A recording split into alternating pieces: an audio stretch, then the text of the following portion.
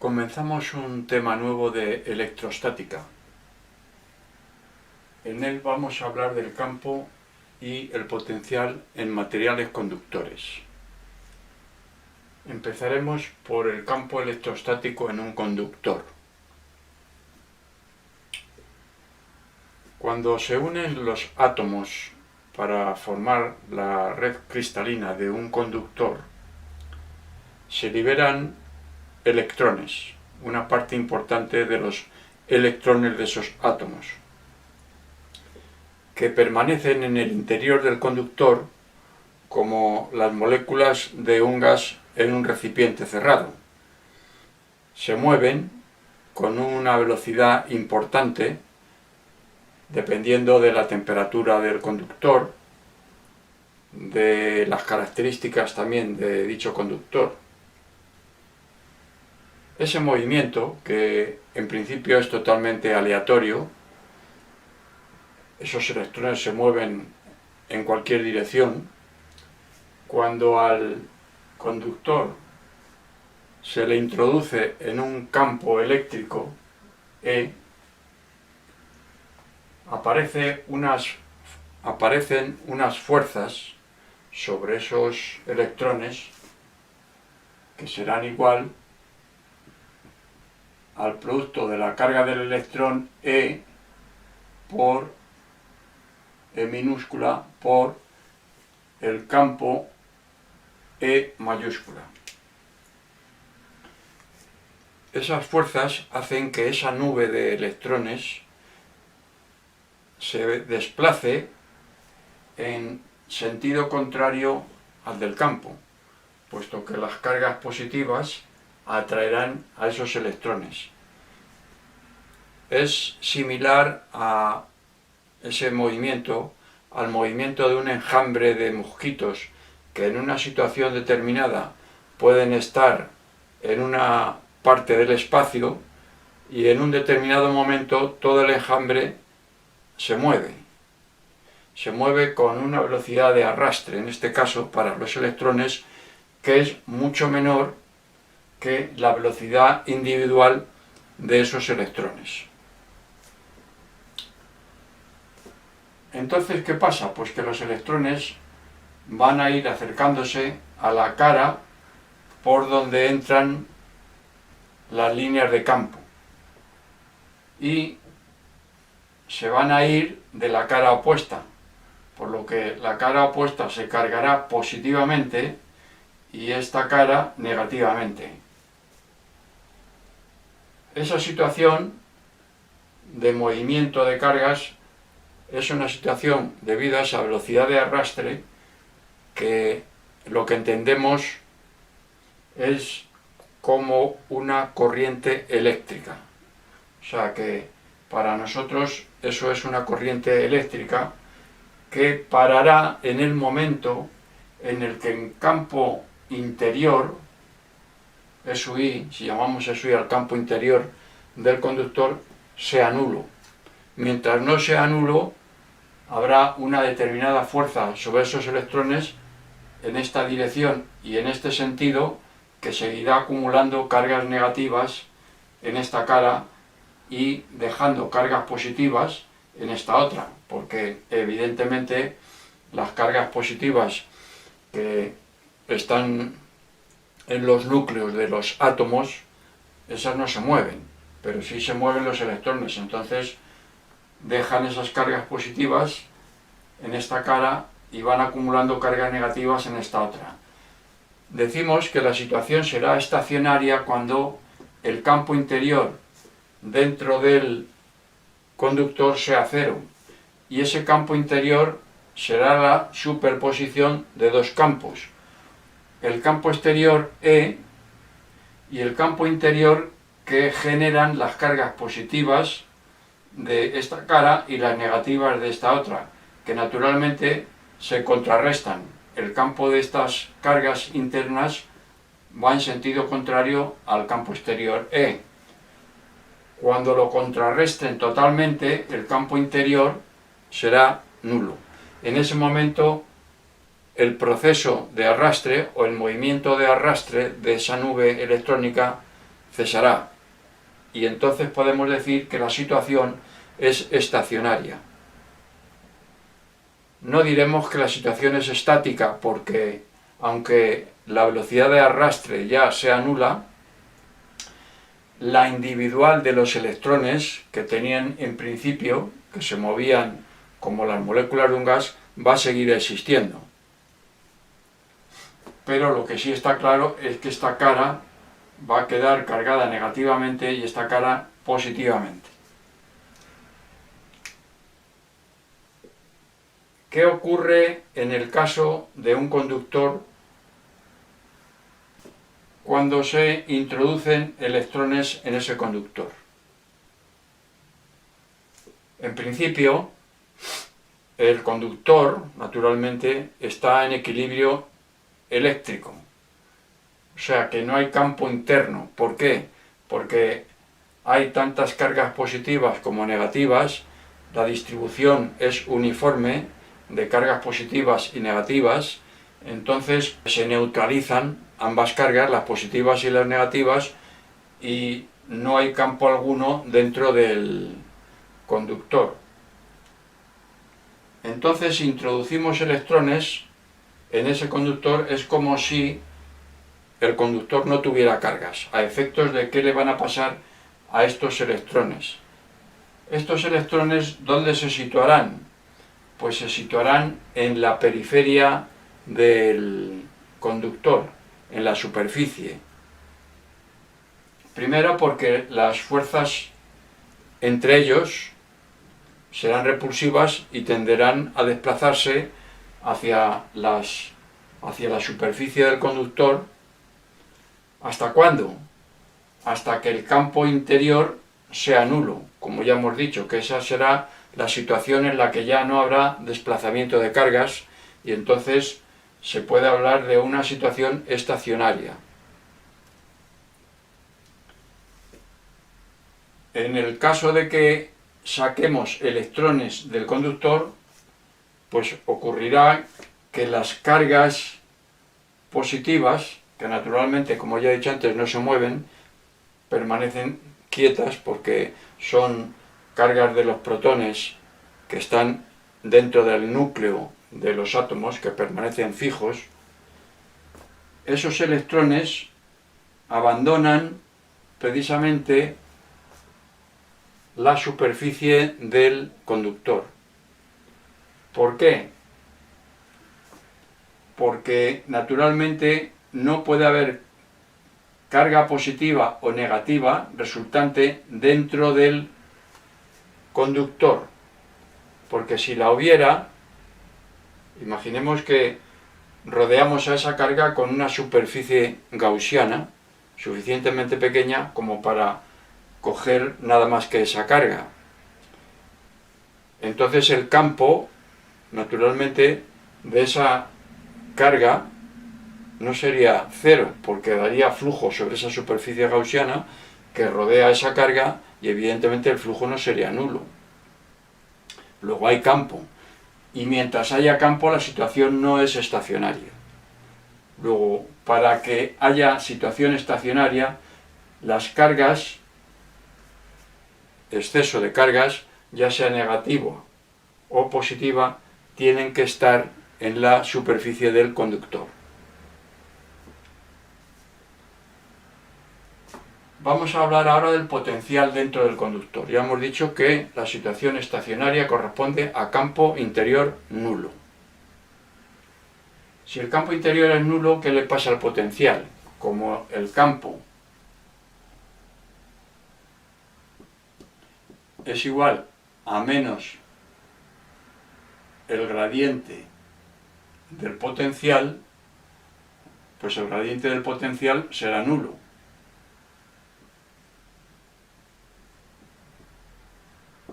Y si el gradiente del potencial es nulo, el potencial tiene que ser constante. Luego, en el conductor, en todo él, el potencial tiene que ser constante. Y si el potencial es constante, la superficie del conductor es una superficie equipotencial. ¿Y qué le pasa a las líneas de campo en las superficies equipotenciales? Pues ocurre que las líneas de campo son ortogonales a las superficies equipotenciales. Luego, si yo introduzco un conductor en un campo, en el seno de un campo eléctrico, las líneas de campo entran por la superficie, en este caso, donde hay carga negativa, ortogonalmente a la superficie del conductor. Y donde hay carga positiva, salen también ortogonalmente a la superficie del conductor. Luego el conductor deforma las líneas de campo cuando entra en un campo eléctrico. Vamos a ver ahora cómo podemos calcular la densidad de carga superficial en un conductor en el seno de un campo eléctrico en función del campo eléctrico en los puntos de la superficie. La densidad de carga superficial va a estar relacionada con el campo. Para eso vamos a utilizar la ley de Gauss y vamos a hacer cumplir la ley de Gauss sobre una gaussiana que va a ser una superficie cilíndrica de longitud muy corta para que el campo sobre la cara plana que tenemos aquí exterior sea prácticamente el campo sobre la superficie del conductor. Además, ese cilindro, esa superficie cilíndrica, va a ser ortogonal, su eje va a ser ortogonal a la superficie del conductor, de forma que el campo E y la superficie plana de la base exterior y de la base interior sean ortogonales, o lo que es lo mismo, que el vector diferencial de S sobre esta superficie sea paralelo al campo E. Bueno, pues vamos entonces a calcular el flujo sobre esa gaussiana, que naturalmente tiene que ser una superficie cerrada, que ha de ser igual a ¿quién? A la carga encerrada partido por epsilon sub 0. Estamos en el vacío, el campo está en el vacío e introducimos el conductor en ese campo en el vacío. La superficie de la base va a ser una superficie infinitesimal, diferencial de S, simplemente. Pues estamos calculando la densidad de carga en cada punto. Luego vamos a calcular sobre una superficie suficientemente pequeña como para considerar que el campo es constante en esa superficie. El flujo de esta cara paralela a la superficie del conductor será igual al producto escalar del campo E por diferencial de ese vector. Sobre la cara lateral curva, como esa cara lateral es paralela al campo E, o lo que es lo mismo que el vector diferencial de S sobre esta superficie es ortogonal al campo E, luego su producto escalar es 0, el flujo sobre la cara lateral es 0. Y el flujo sobre la cara interior, plana también, paralela a la superficie, también será 0, porque el campo interior es 0. Luego entonces solo nos queda este flujo, que será igual al producto de los módulos, puesto que el vector E y el vector diferencial de S son paralelos y tienen el mismo sentido. Luego será igual a E por diferencial de S. Y esto ha de ser igual a la carga encerrada, que será la densidad superficial de carga sigma, por diferencial de S, que es el área que corresponde al cilindro, el área encerrada por el cilindro, de la superficie del conductor, partido por epsilon sub 0. Si despejamos de aquí la densidad superficial será igual a epsilon sub 0 por el módulo del campo E. Vamos a ver ahora cómo relacionamos también la densidad de carga con el potencial. Para eso vamos a empezar fijándonos en esta figura. En esta figura tenemos aquí dos superficies equipotenciales a una distancia infinitesimal, diferencial de n, el vector gradiente, que es ortogonal a la superficie equipotencial, su sentido es el de potenciales crecientes. Entonces, la diferencial de potencial será igual a la diferencia de los potenciales correspondientes a estas dos superficies, V2 menos V1, puesto que el sentido del gradiente me está diciendo que este potencial es mayor que este. Esto, en forma vectorial, es igual al producto escalar del gradiente de V por diferencial de R. R es el vector que va de esta superficie a esta otra. En este caso lo hemos dibujado en la dirección que forma un ángulo θ con el vector gradiente. Si no se acuerda de dónde sale esta expresión, vamos a deducirla en un momento, es muy sencillo. Vamos a hacerlo aquí abajo. En cartesianas, la diferencial de una función en general, y en este caso la función potencial, es igual a la derivada parcial de v respecto de x por diferencial de x más la derivada parcial de v respecto de y por diferencial de y más la derivada parcial de v respecto de z por diferencial de z. El gradiente de v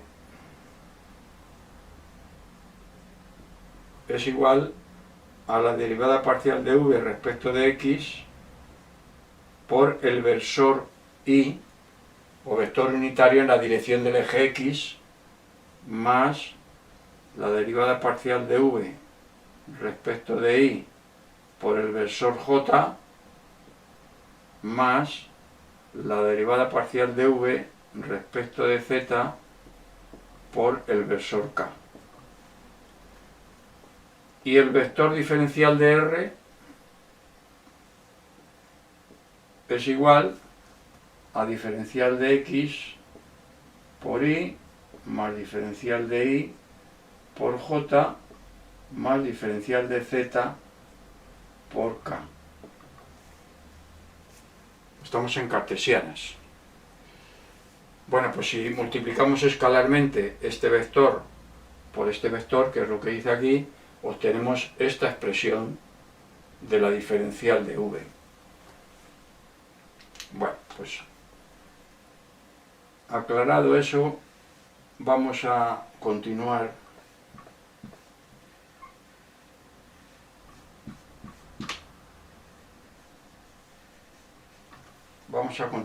aquí arriba, ¿no? Esto será igual al producto de los módulos, es un producto escalar, será igual al producto de los módulos por el coseno del ángulo que forman. Al módulo de diferencial de R le vamos a llamar diferencial de L. Luego será igual al módulo del gradiente de V por diferencial de L por el coseno del ángulo que forman los dos vectores, coseno de θ.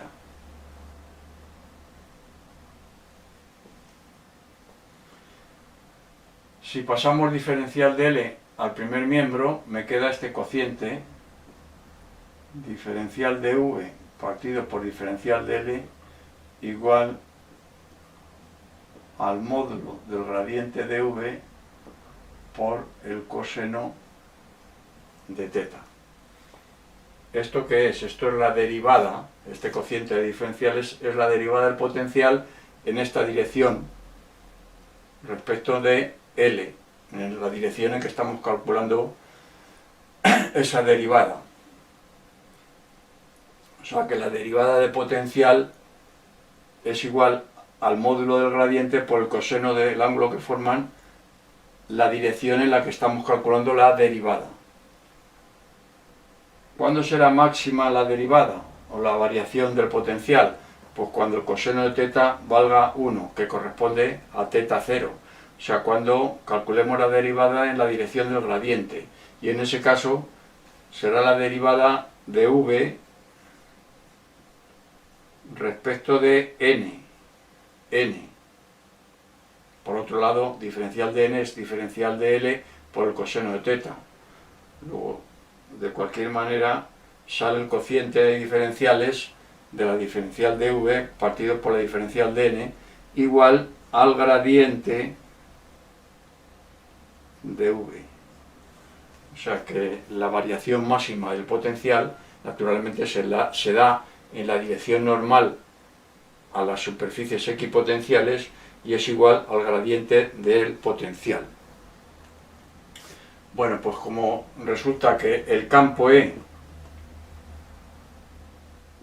es igual al menos el gradiente de V, pues el módulo del campo E es igual al gradiente, y ponemos E sin raya directamente, es igual al módulo del gradiente de V. El signo lo perdemos al utilizar el módulo, naturalmente. Como resulta que el módulo del gradiente de V es la derivada de V respecto de n, y aquí el campo E es igual al gradiente de V, si sustituimos aquí, hacemos la doble sustitución, que me queda que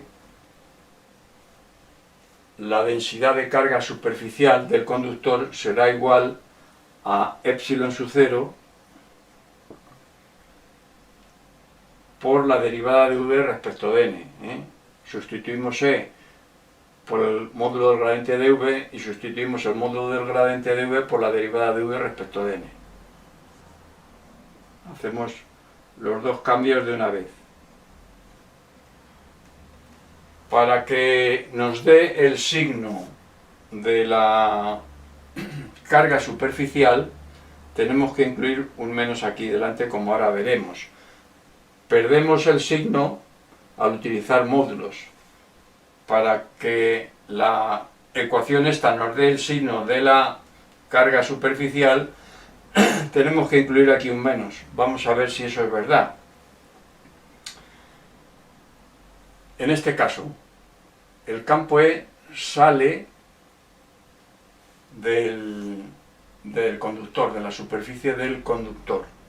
Si sale de la superficie del conductor, como el sentido del campo E es contrario al crecimiento del potencial, o tiene el mismo sentido que el decrecimiento del potencial, esta derivada, esta variación del potencial en el sentido hacia afuera del conductor, de la superficie del conductor, esta variación será negativa, porque naturalmente, como estamos diciendo, el campo E va en el mismo sentido que el decrecimiento del potencial, luego es negativa.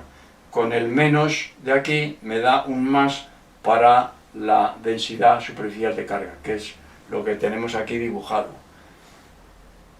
En caso contrario de que la derivada esta fuera positiva, quiere decir que los potenciales son crecientes a partir de la superficie del conductor, esta derivada es positiva.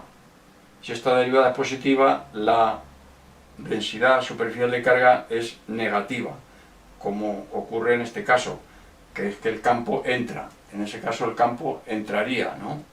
Al ser derivada de v respecto de n positivo, potenciales crecientes, el campo va en sentido contrario a los potenciales crecientes, luego la densidad de carga será negativa cuando el campo entre en el conductor.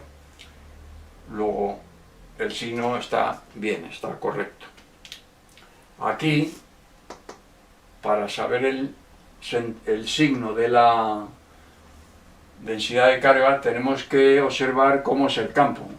Si el campo sale hacia afuera del conductor, pues la densidad superficial de carga es positiva. Si el campo entra, es negativa.